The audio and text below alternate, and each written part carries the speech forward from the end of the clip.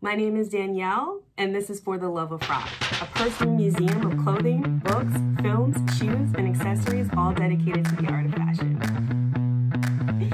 Welcome back to Sustainability Series. As I've said before, the term sustainability can take on a few different meanings when it comes to the fashion industry.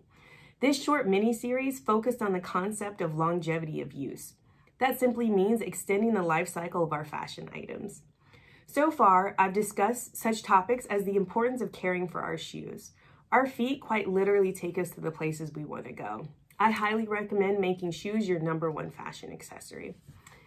I've also talked about the perils of dry cleaning with toxic chemicals.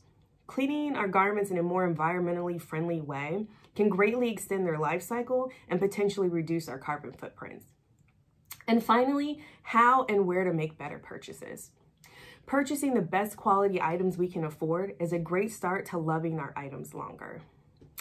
Fashion plays a large role in our lives and in the world. The global industry brings in trillions of dollars of revenue every year and employs over 400 million people. Learning how to enjoy clothing and accessories more sustainably benefits ourselves and our planet. Everyone can make small changes that collectively will make a big difference.